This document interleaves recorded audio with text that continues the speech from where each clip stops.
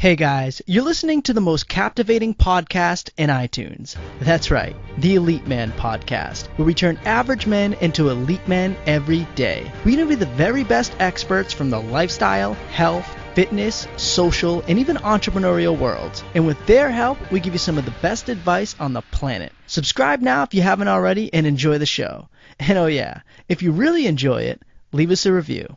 On today's episode number 133, entitled How to Unfuck Yourself and Create the Life You Want, I chat with Gary John Bishop. Gary John Bishop is a personal development expert and life coach, and as you can tell by the name of today's episode, he's an unconventional life coach with a lot of really different and interesting techniques he employs. In today's episode, Gary talks about how to unfuck yourself by getting out of your head and into your life. He teaches us how to control our minds and consequently our lives by accepting negative situations and understanding that we have the power inside us right now to overcome anything that comes our way. If you're wondering how to get out of your head and take control of anything that comes your way in life, check this episode out now. You are going to love it. Alright, I'm excited to announce that we have an official launch date for the Elite Life Nutrition supplement line. Next Tuesday, August 29th, it will finally be available on Amazon.com. So you can type in Elite Life Nutrition on Amazon.com, or you can go to EliteManMagazine.com/magnesium. EliteManMagazine.com/magnesium next Tuesday,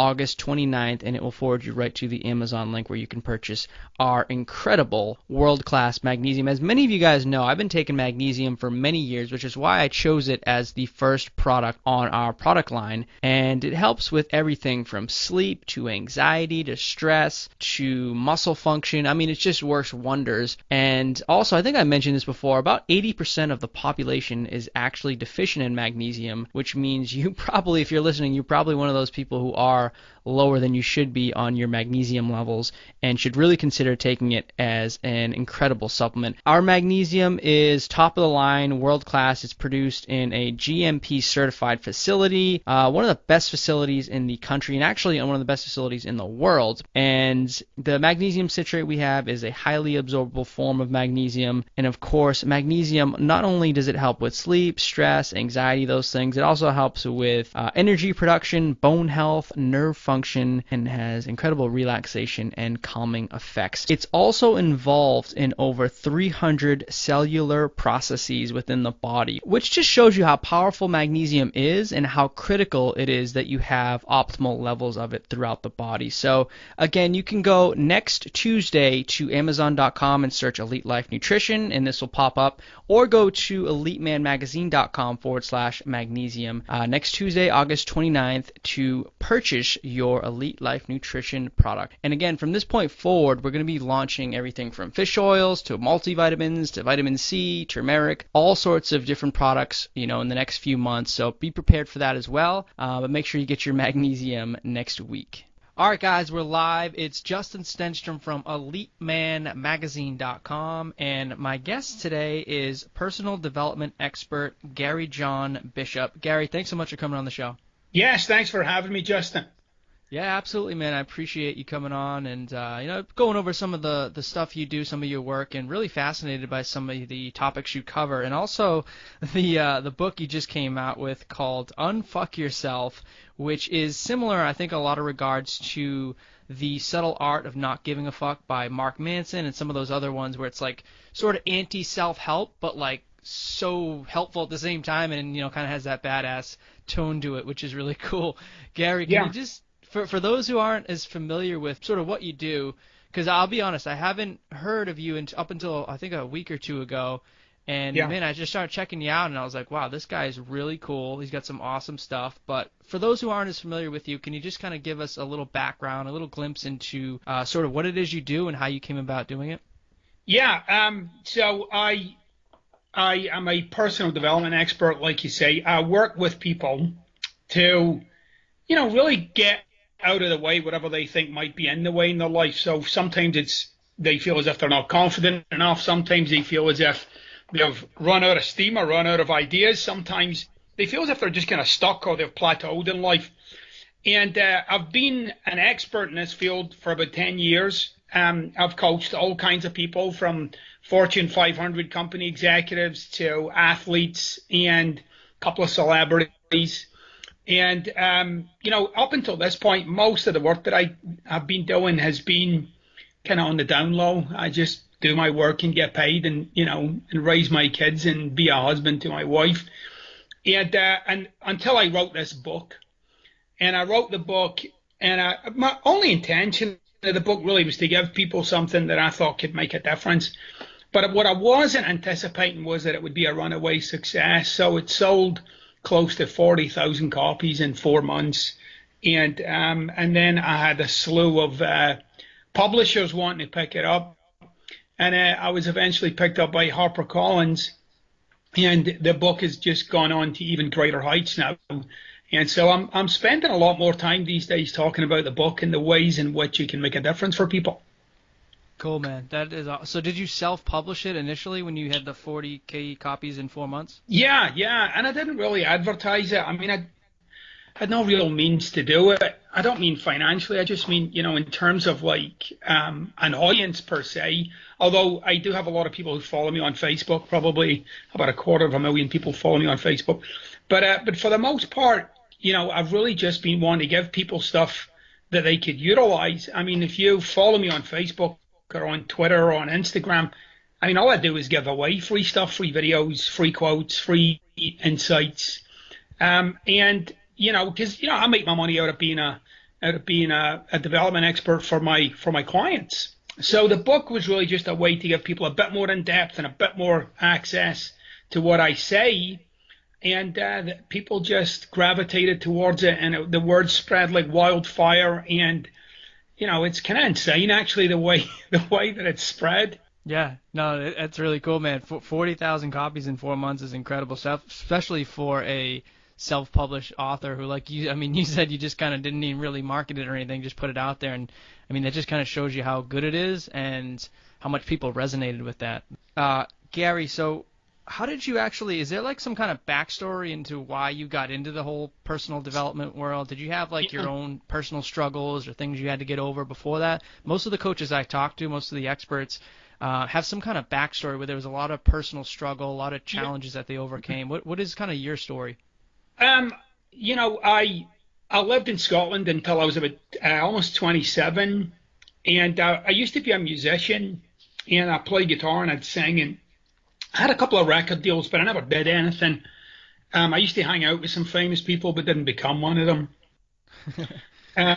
And then I came to the States when I was 27. I just thought, what the heck, I'll go there. And I got a record deal here pretty quick. Well, in the days when we called it a record deal. But anyway, I got a deal, and I released 4 albums here in the States. But, it was nothing. I mean, it really didn't have any impact. But it didn't really floor me in any way. I really loved being a musician. I had a great time doing it. I spent about 10 years doing it. And I'd started my own business, my own construction company. And a relative of mine actually said to me, I think you should do this personal development course. And I just rolled my eyes. I just thought, what the hell are you talking about? I said, my exact words to him were, I'll never forget it. I actually said, I'm not doing your stupid course. And he said to me, I'll pay for it. And I said, when is it? And so I did the program. And it was unbelievable to me, because suddenly a lot of what I did made sense. I think like most people, I feel as if we all know ourselves to whatever degree we feel as if we know ourselves. But knowing ourselves the way we do, it doesn't stop us doing a lot of the shit that we do. And when I did this course, suddenly I made sense. And I had never made sense to myself, not really.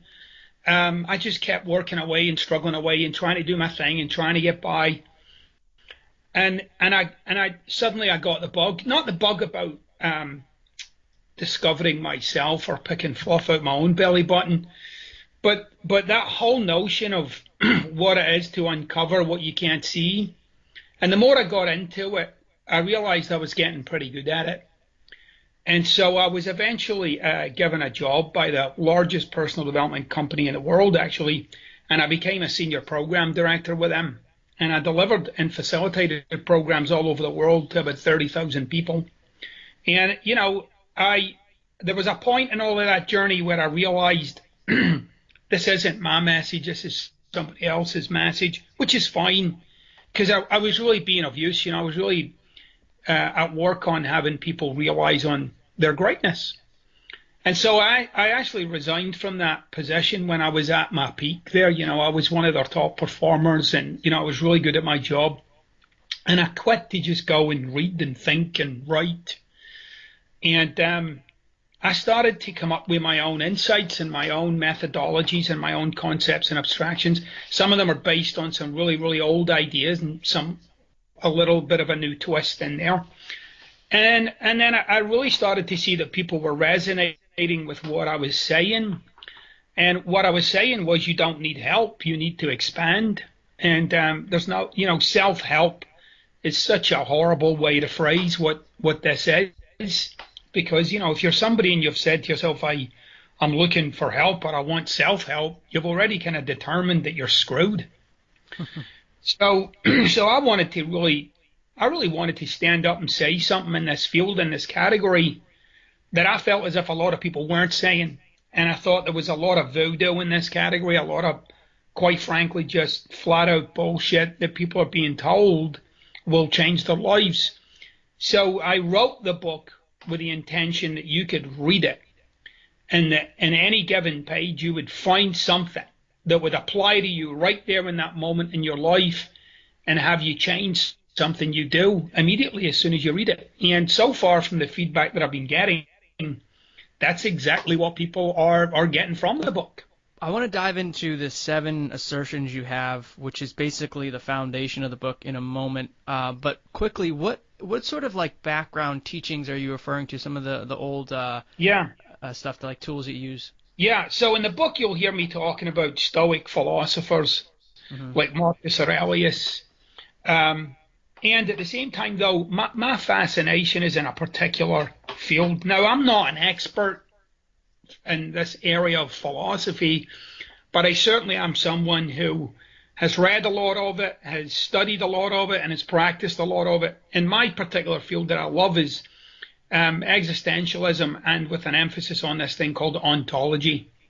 And ontology is basically, you're a human being. And ontology focuses on, well, what is the being part? What are you being? When are you being? What are the different ways that you be? And in terms of like being able to work with people on the ways that they are in life, the ways that they behave in life, then yeah, that's where I am an expert. And so the book is more of an examination and an understanding of the ways that you work, and the ways that you totally screw yourself over in your own life. And then the assertions part is, there's a lot of evidence out there, a ton of evidence actually, in neuroscience and in philosophy and in psychology, that the ways that you talk and your emotional states are in a dance with one another. And so what I'm saying in the book is, you need to start getting aware of the ways that you're talking to yourself, and the ways that you're killing off what's possible for yourself in really subtle ways, and then in really overt and obvious ways. And I introduce these new, what I'm calling personal assertions, basically personal statements that you make that are designed in a moment of time to intervene with the kind of drift of how you normally do life. That's really cool, man. That sounds fascinating. So do you want to kind of dive into these now? Do you want to dive into the 7 assertions? Is there any other like assertions, by the way, that you talk about or can be applied, or are these 7 ones like the gist of it, everything? No, there's a whole world of it. So okay. But what I want people to get is, first of all, you got to notice that you're always talking to yourself, right? I mean, you're actually doing it right now as I'm talking, right? You're talking to yourself, and I'm talking, and you're kind of going, well, that's a good idea. Well, what did he say there? I don't even understand that. But I'm talking, right? So, and we're all doing that all the time, right? So even when somebody else is talking, you're talking to yourself. And then even when you're talking to yourself about what you're going to say next. And so what I want people to realize is that what you're mostly doing is you're in this narrative with yourself about your life, right? So what you're mostly doing is you're in some kind of opinion or judgment about how you're doing and how things are going. Yeah, and that also includes others. You're kind of judging them and you're forming an opinion of who they are and how they're doing and how they might impact you. But we're all doing this all the time. So, but we don't notice the nuances of it. We don't know the ways in which often we're kind of weighting life against ourselves. We're kind of already, even before we talk, totally fucking ourselves over. So one of the things that we'll say is, oh yeah, man, I'm trying to lose weight.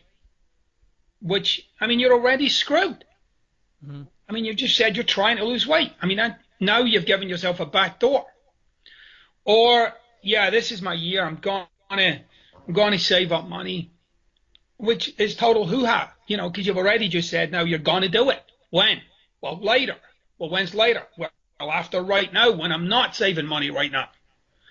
So these little nuances of language actually start to weigh against you. And then there's also the more obvious ones with yourself where you feel like you aren't doing well, or you've failed, or, you know, you got dumped or you got fired or whatever happened. You'll notice you're in this kind of self-deprecating dialogue. Can be very subtle, can be very obvious. And then you'll come out of it. There'll be the other side of it when you'll kind of rescue yourself from your own self-deprecating dialogue. So what I want people to do is first really start to see the vastness of it. You know, I mean, the last studies I read, and these numbers are kind of getting thrown around, but the last person I read give these numbers out is a medical doctor, so I'm going to go with him. He said we have about 50,000 thoughts a day. Now, that's kind of, I know it's hard to track that, but that's kind of mind-blowing. Like, holy shit, 50,000, you know, things I'm saying to myself in a day. You're not seeing that for the most part. You're just mostly letting that drift past. Some of it you'll pick up on. Some of it means a lot to you. Some of it just seems like it's bullshit. But then what these assertions are is these assertions are designed in a way to actually declare something in a moment of time, right? So if you read the book, you'll see the way I've written it is that it talks right to you. It's not talking about some concept. It's talking right into your life. You can actually experience the book as you're reading it. Many people have said, wow, I really felt as if this was just for me, right? And that's kind of the way ontology works. It speaks right to you.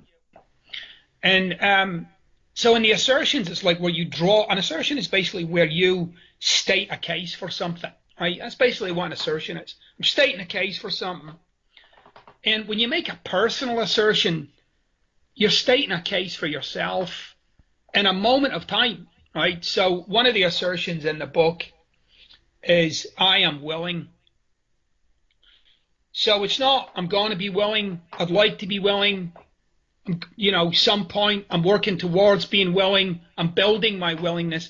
It's none of that shit. It's, I am willing. Now, why would I want to be willing?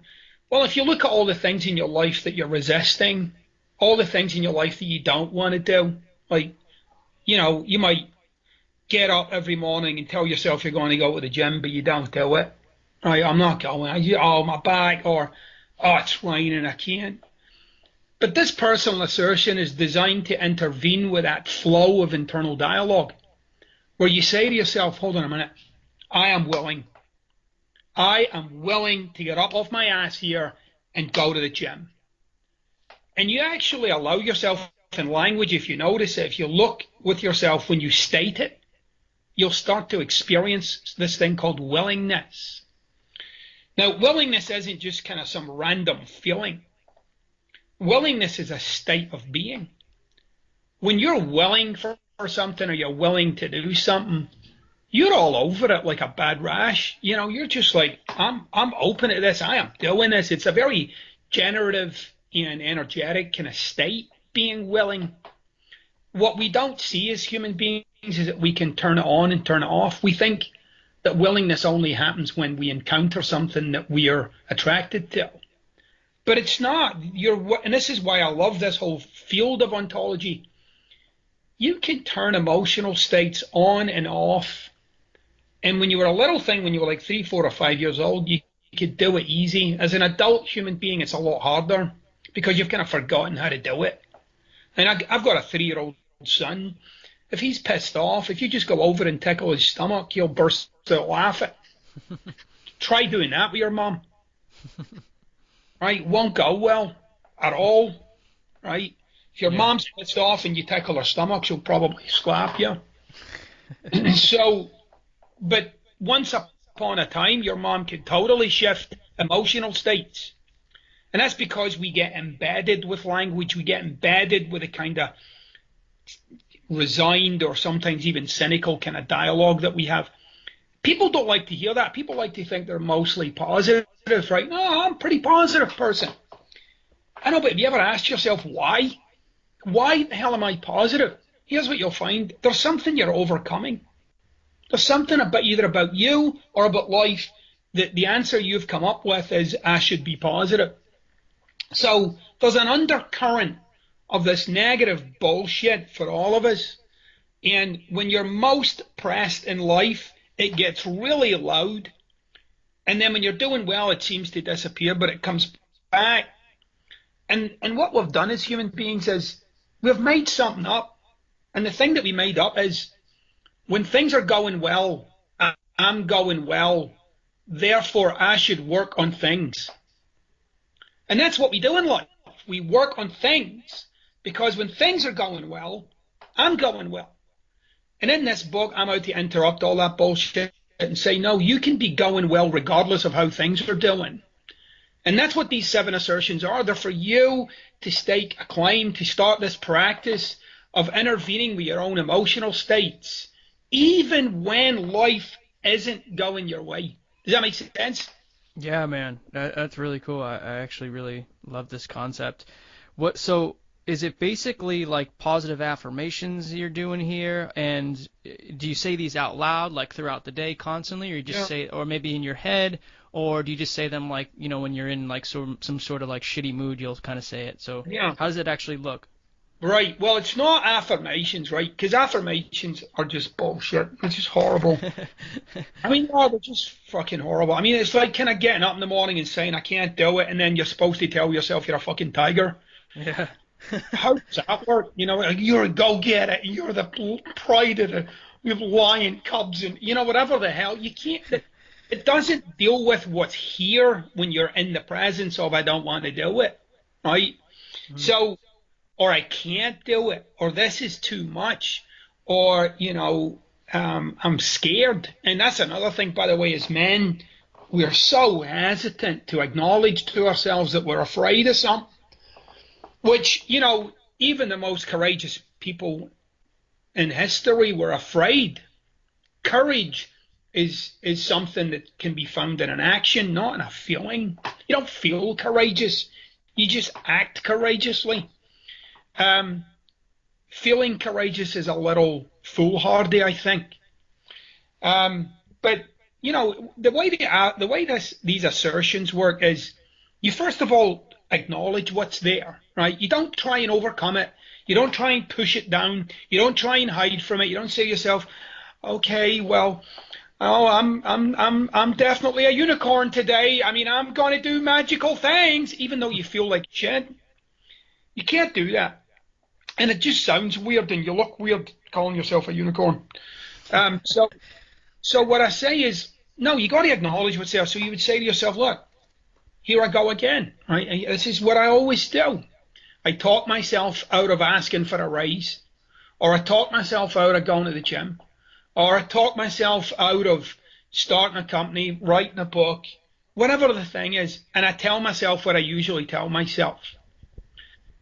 And in the book, I even show you how to kind of track it and see your own self-deprecating dialogue, because a lot of it, you're not even aware of the whole picture. You're only aware of bits of it. But when you start to get more aware of it, and then what I actually get people to do is start to observe it, start to see it do its thing. And in the book, I make this pretty radical statement when I say to you, you are not your internal dialogue. It's not even you. Which is a little bit of a mind blow, right? Because you're like, well, what is it then? Well, I say to people, here's the reason why you know it's not you. If you were your internal dialogue, you would only ever say good shit. That's the simple answer. Yeah. If your internal dialogue were the same thing, you'd be constantly telling yourself you're a champion, you're awesome, you're good looking, you're smart, everybody loves you. You'd be saying that to yourself. But you don't. It's other shit you're saying to yourself. I'm not smart enough. I need to know more. I'm not fast enough. I don't belong here. It's not all. Don't get me wrong. It's not like everybody's walking around like Eeyore, right? Like with the weight of the world on their shoulders. That negative dialogue pops up, disappears, pops up, disappears, comes sometimes really loud, sometimes really quiet. But it's always kind of there or thereabouts. So you acknowledge what's there. You say to yourself, all right, this is what I usually do. And in a moment of time, you use one of the seven assertions, one of which could be I am willing. Another one is I got this. And another one is really powerful, actually, is I expect nothing and I accept everything, which really puts you at the center of your own life, really right in the middle of it. But I show you how to do it, and I show you how to use that kind of language to really empower yourself. Because look, here's the reality, Justin, in life, you're not always going to feel in tune with what it is you're doing. There's going to be days, weeks, months, years where you are not in tune with, you don't feel like, you're not emotionally connected to what it is you want to do. And in moments like that, you better come up with something. Or those times you better come up with something. And that really is, I mean, it's amazing the amount of, people that are entrepreneurs and business people that are looking at this book and just using it daily to impact the areas of their life where they feel as if they're flatlining or they're just not getting it done. How does this work though, as far as like if you're in the moment, say you missed out on the gym, or you did something, or maybe you have like fears or worries that are popping up about doing something, or maybe having some anxiety. How do you get over that phase? Is it just, and again, is this, I don't know if he said that, I might have missed it. Is this spoken out loud, or is it just like an internal thing? You can say it out loud. You can say it to yourself. I mean, it's up to you how you want to do it, what works best for you. I mean, I'll tell you what works for me. The fucking bathroom mirror works for me. Yeah. I need to look myself dead in the eye. I mean, look, one of the greatest things I ever discovered was that there is only one asshole in this life for me, and it's me. And I am the barrier between myself and anything great that I could do. And that once you realize that nobody else is actually in the way, it seems like other people are in the way, right? It seems like, or other things. Sometimes it seems like, well, I had a shitty childhood, or I never went to college, or I went to college and did the wrong degree, or I went to college and done the right degree, but I don't like the career, or my boss is a freaking nightmare, or this organization I work for. It always seems like, or certainly seems like, there's things outside of us that are impeding us. But what's impeding you as a human being is what you're tolerating. And it's not what you're tolerating about other people or things. It's what you're tolerating about yourself. And that's what's got all human beings living life with one foot nailed to the floor. It's not the shit in their lives. It's the shit in their lives that they've made okay. And now they just live with it. And as I said, if you talk to a younger person, you talk to someone who's 12 years of age, 16 years of age, 20 years of age, they have a very different outlook on life from someone who's 35 or 45. Very different outlook. And that's kind of what happens to, is that sense of what's possible, that sense of risk, that sense of dare gets jaded. And again, that's just something else. That's the work I've done on myself. I mean, I live this life. My passion for being alive, my passion for making a difference, my passion for what I do is unquenchable. And it's only unquenchable not because I always love what I do, because I don't. There's like writing and shit involved. Who loves that? Well, maybe Peter does. But I generate it. I make the connection for myself. I bring it to the table, even when I feel like I don't wanna. And that's what I want people to get. I even say it in the back page of the book. I say, you're a fucking miracle of being. You're this amazing animal that can shift being in a heartbeat. And the way to shift it is in language. And in fact, your ways of being are always connected to language, but you just don't notice that. You're just too busy talking to yourself and talking to other people and going along with the experience. You don't realize that every time you talk, both to yourself and other people, you are in fact shaping your experience of being alive. And if you realize that and you actually saw that for yourself, you'd be a lot more careful with a lot of the shit you say. So is this something you're doing throughout the day, like consistently every single day you're working on one of these 7, actually there's more than 7, but a form of these 7 assertions? Is it like constantly something you're working on mentally throughout the day, or is it just kind of like maybe in the morning or maybe at night or maybe when something pops up? Yeah, I think it's a great question. So you can't consciously walk around saying the same thing to yourself over and over and over. You'll turn into a total basket case. But what I ask you to take a look at in the book is the items in your life that are not going the way you want them to go. All right. So, and you can just pick anything, and you'll see. Let's say it's something like being on a diet. Okay. So, if you want to be on a diet, being on a diet is really challenging, right? I was on one recently. It's the only one I've ever been on. Actually, I just wanted to see what it was like. So I went on a diet to lose 12 pounds. I thought this will be good. I'll get back to my 28-year-old weight. So I thought I'll lose this 12 pounds. This will be cool. And what I noticed was, oh my God, like the automatic behaviors of going to the kitchen, taking a sandwich, having a snack at 11 o'clock at night. I mean, it was just automatic. I just did it. To interrupt that was very, very challenging, like really challenging to like say to myself, okay, I'm not going to do it. But then my physiology was screaming, do it. So I'm telling myself I'm not going to do it, but my physiology is screaming I'm going to do it. And what I noticed was it wasn't there all the time. It was just there in key moments of the day. So in the book, I ask you to pick an area that doesn't work or not going the way you'd like it to go at least. And then define the moment. Start to look at the moments. What are the things you say to yourself when you take it in that kind of negative or downward spiral? What is it you say to yourself? And you'll notice it's the same thing. It's actually the same thing all the time, right? A very common one for people who are trying to lose weight is just this once. They'll say that to themselves. Just this once. Yeah. Just this one, right? Or they'll say shit like, I've been good.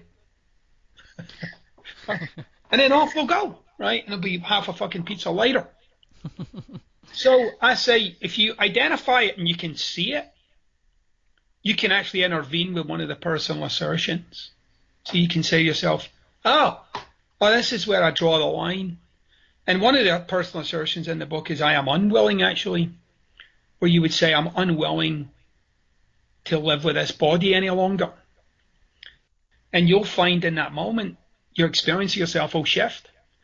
But it's not about the trick of it is, and there is a bit of a trick to it. You can't do it. You can't start to introduce personal assertions like this to make the negative internal dialogue go away. Right? You can't do that. Why? Because whatever you try to make go away, you'll make it come to the surface by virtue of trying to make it go away. So your internal dialogue's like a mosquito bite. You don't want to touch it. You don't want to interact with it. You just want to acknowledge that it's there and then focus on something else. And that's it. And if you focus on something else, you'll actually forget that you're itching. And this is how your brain actually works.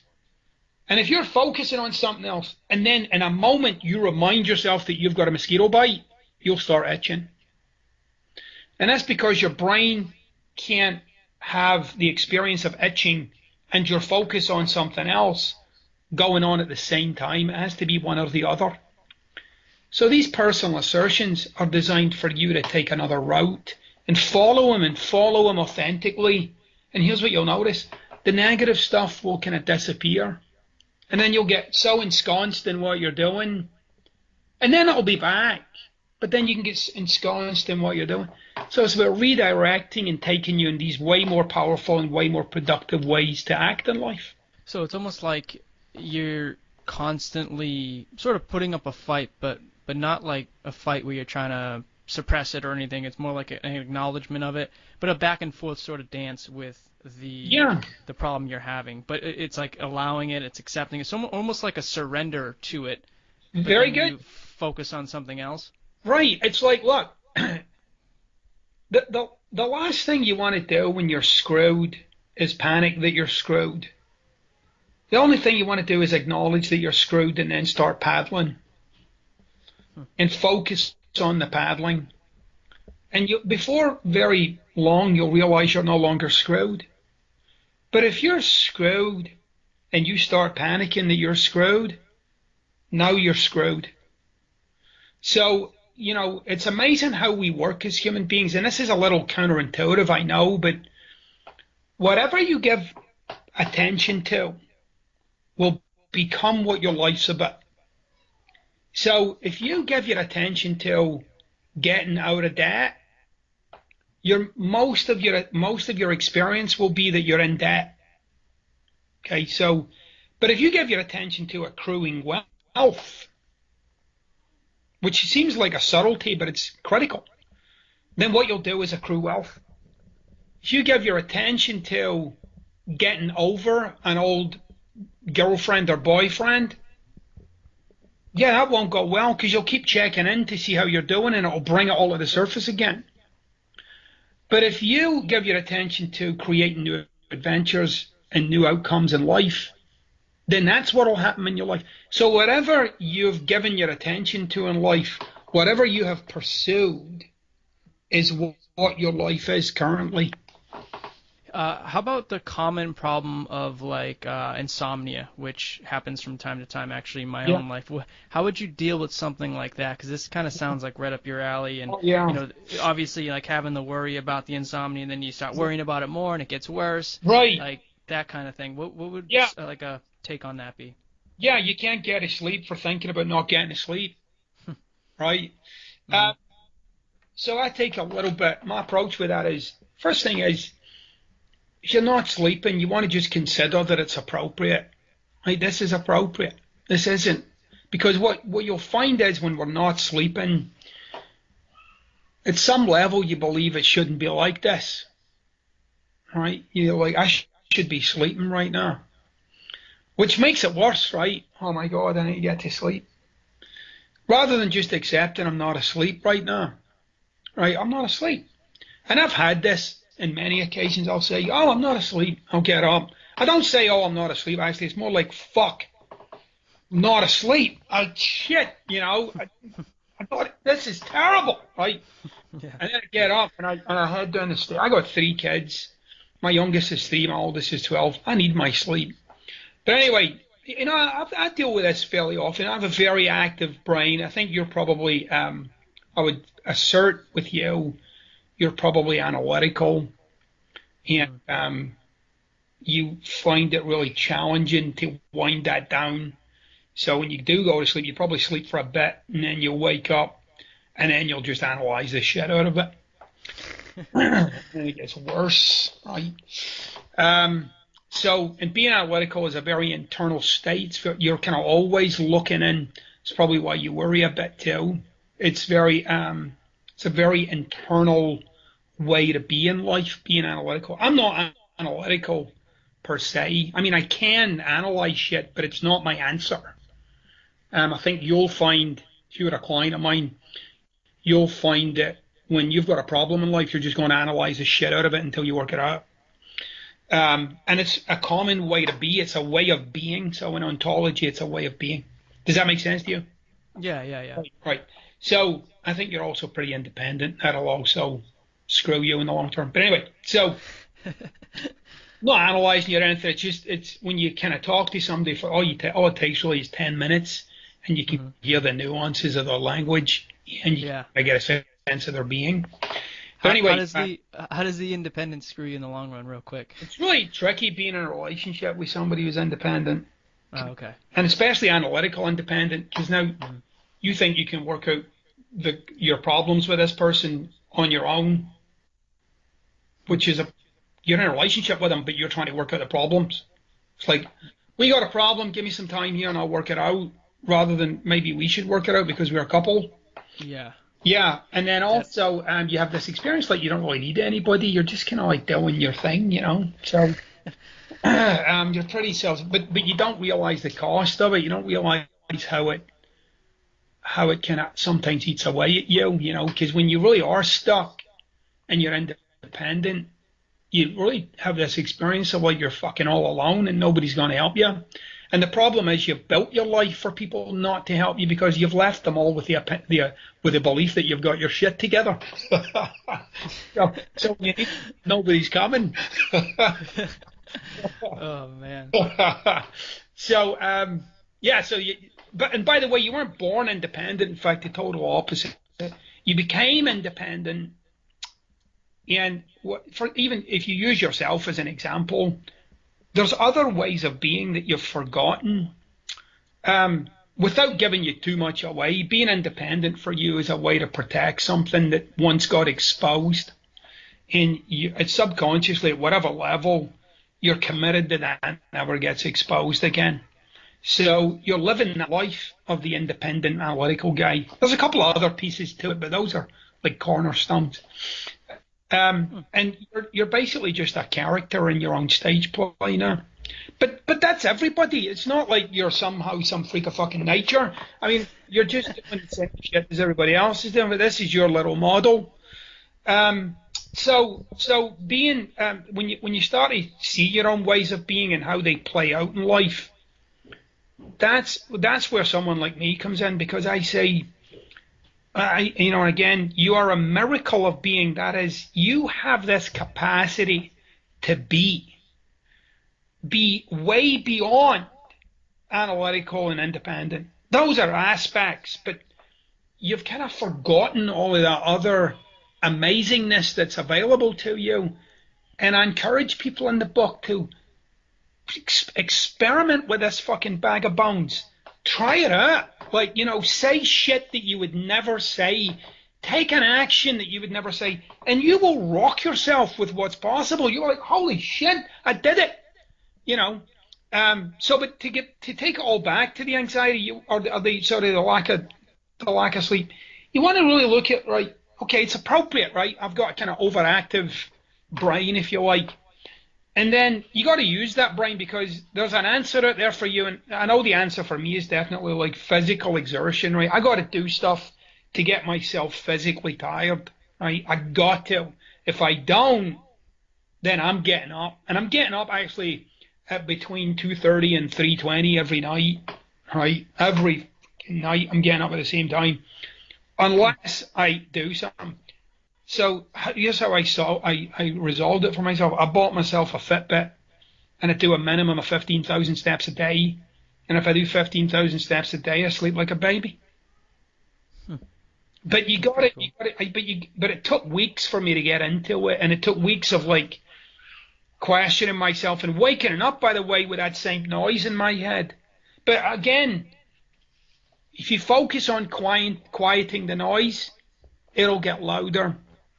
But if you say, well, you know what, I'm awake, I'm going to read a book, watch television, write something, whatever it is, and you fully engage in that thing, and I mean like authentically engage in that thing, you'll drift off to sleep.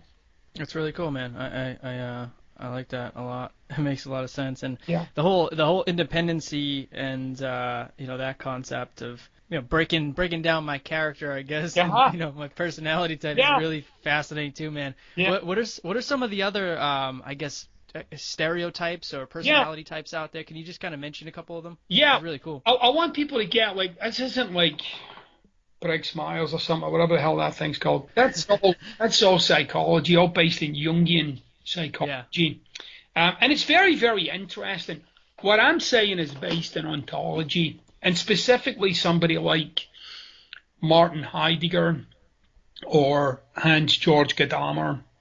That's kind of like my two guys, even though one of them was a Nazi, which was anyway, but he was a very controversial guy, but he was a really, really smart guy.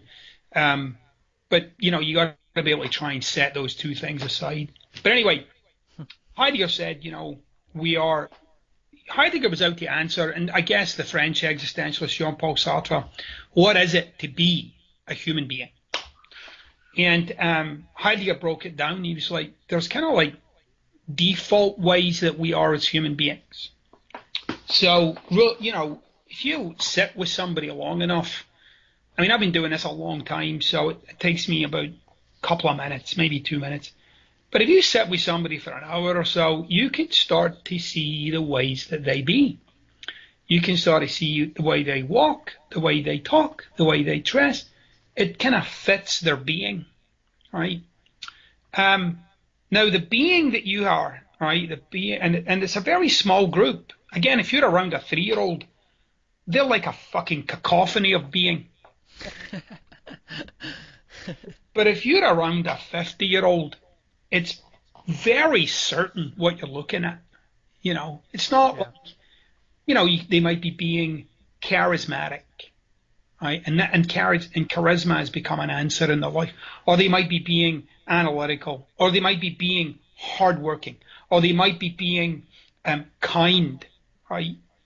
All of those ways of being, that's what those people revert to in life to produce the results that they're out to produce. So they're actually doing the jobs that call for their ways of being, their default ways that they be. And the fascinating thing is those default ways that you be are not the whole deal. And not only the whole deal, but they actually mask something. I guess this is a bit Jungian, but what the hell? Your default ways of being hide something that you don't want anybody to know, and you don't even really want to know it yourself. So there's something about yourself that you don't want people to know about you. So these ways of being are what you've come up with. These are your answer to life, if you like. So they're on one hand, they're your strength. So like being hardworking can be a real strength. Being independent can be a real strength. I mean, where you work, your boss can probably say, do this, and man, you'll just go. You'll just do it, handle it, get it done. You can just fly by the seat of your own pants. Why? I'm independent. If you look at a lot of salespeople, for instance, you find a lot of independent people in there.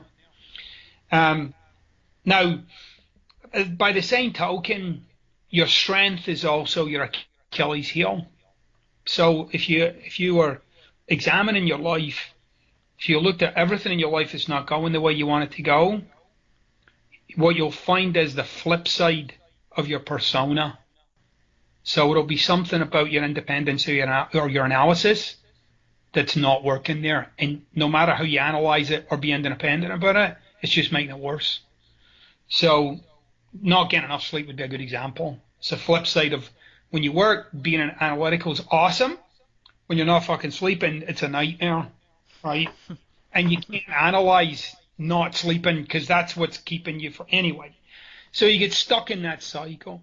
So being hardworking for one is a good one for people and the men and women who are that way, that kind of hardworking way of being, which I have, right? That's kind of like one of my default ways of being is being hardworking.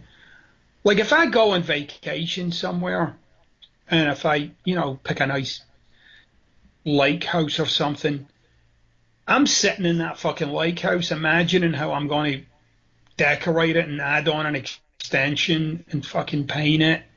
And, that's what's running through my head.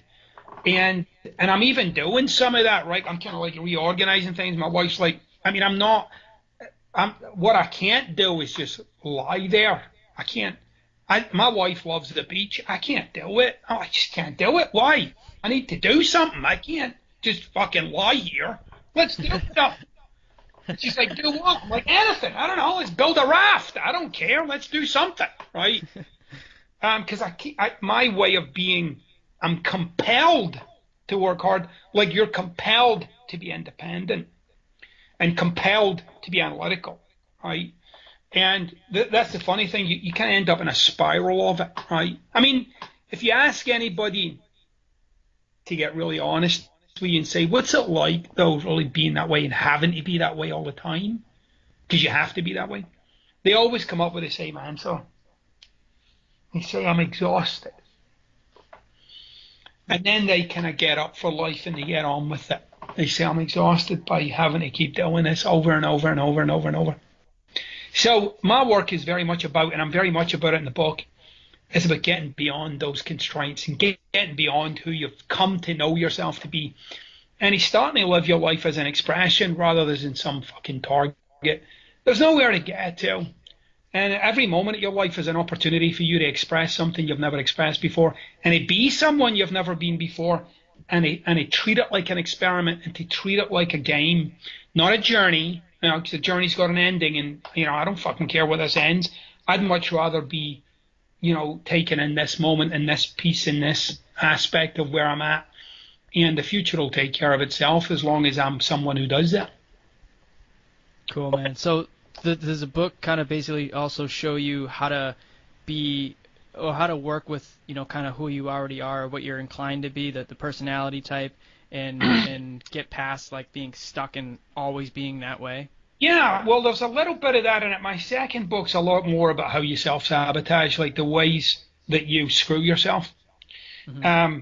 Because, in you're in your life, you don't screw yourself for no reason. You screw yourself so you can save yourself. So your whole life's about that, screwing yourself to save yourself, screwing yourself to save yourself. We've all had those times when we're doing something and we're like, I shouldn't do this. This is not going to be good for me. And yet there we are fucking doing it, right? Like, I've got $300 left in my account. There's a leather jacket. I shouldn't buy this jacket. I got $300 left, but man, I want it. But I've done this before so many times and I can't do it. And before you know it, you're walking out of that store with that jacket in a paper fucking bag. And but it's for a reason. It's people say, oh, discipline and willpower. That's all corporate bullshit. That's nonsense. Have you ever thought about what is willpower? What is it? Or what is discipline? What is it? Go look, take a look, examine for yourself. We use these statements like we know what they are. Even one that really makes me laugh is when people say, I have no confidence. I said, have you ever even wondered what fucking confidence is? What is it? Like, question confidence for yourself. And, I spent like about 8 months questioning confidence. And as far as I can see, confidence is what comes up when you can see something familiar and what you're about to do next. Mm-hmm. That's it. There's nothing else to it. So if you're going to do new shit in life, you'll never have any confidence because you've never done it before. So you'll always be afraid. So it's part of doing new shit. So I really want people to get, like, there's a simplicity to the mechanism that we are. And that's why I talk the way I talk. There's a lot of thinking has gone into this, but I want people to get that you're not complex and that there's not. We seem complex because of our circumstances. And we seem complex because mostly we sort our problems out in our own heads. And in the book, what I'm really out to do is give you some really simple ways to interrupt the drift of who you've become and start to get your life going in a direction that empowers you, that inspires you, and where you feel as if you're starting to realize on your potential. Cool, man. I love it. Just real quickly, just kind of wrapping things up in a moment, but I wanted to make sure we at least mentioned all 7 of the assertions. Can you just quickly run through, or I have them up if you want me to go through them. No, I can totally go through them. I mean, All right. Yeah, just quickly mention them so for me to think of them. Yeah, so the first assertion is I am willing. Yep. And then the next one is I am wired to win. And I got this. I embrace the uncertainty. I am not my thoughts. I am what I do. I am relentless. I expect nothing and accept everything is the final one. Love it. Gary, this has been an awesome interview.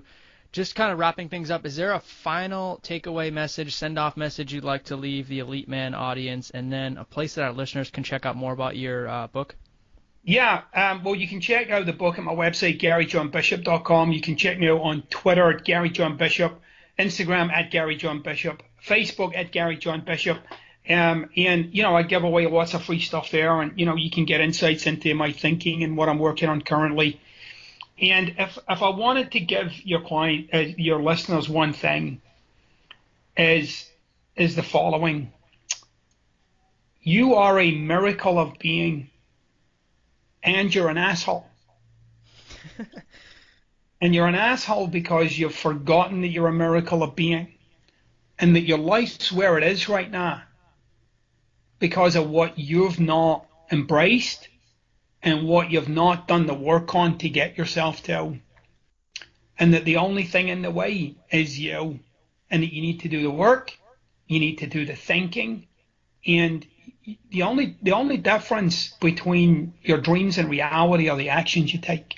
Guys, check out the book. I just got a copy of it myself. I can't wait to go through it after speaking to Gary in today's episode. And then, this stuff is all just fascinating. Unfuck yourself. Get out of your head and into your life. Again, Gary, thanks so much for coming on the show, brother. Really do appreciate it. And I'll talk to you soon. All right, Justin. Thanks so much. Hey gentlemen, have you joined the best Facebook group on the planet yet? Man, I talk about this group all the time, but for good reason. The Elite Man Mastermind group on Facebook is the hands down one collection of like-minded men you have to be a part of. I'm talking about world-class performers here, authors, podcasters, life coaches, dating coaches, relationship experts, health and fitness experts, nutritionists, doctors. There's so many awesome professionals in this group willing to lend you a hand, give you advice, give you their best tips and strategies and techniques for mastering life and becoming the best man you can be. And there's thousands of incredible, regular, awesome dudes like yourself in this group as well, who share advice, who share information, who inspire each other and take each other to the next level of becoming the best version of themselves. So join the group right now if you haven't already. I feel like I talk about this all the time, but I love this group. It's so inspiring. It's incredible. You have to be a part of it if you're not a part of it yet. Just ask any one of the thousands of guys who are in this group. We absolutely love it. We talk about it every day. We're involved every day. It's incredible, and I want you to be a part of it too. So go to EliteManMastermind.com. It's going to forward you right to Facebook, or just go to Facebook and type in Elite Man Mastermind. You can join the group that way as well. Either way, I'll see you on the inside, guys, so keep kicking ass and taking names. Alright guys, I hope you enjoyed that episode. But before you go, there's one last thing I need you to do. I need you to subscribe to this podcast right now if you haven't already. By subscribing to the podcast, you get every single episode the minute they're released. Get all of our Elite Man podcast interviews with all of our incredible world-class guests from the lifestyle, health, fitness, business, and social worlds absolutely free. Subscribe now, guys, if you haven't already, and enjoy all future episodes. And yes, if you do love the podcast, leave us an awesome review. We really do appreciate it.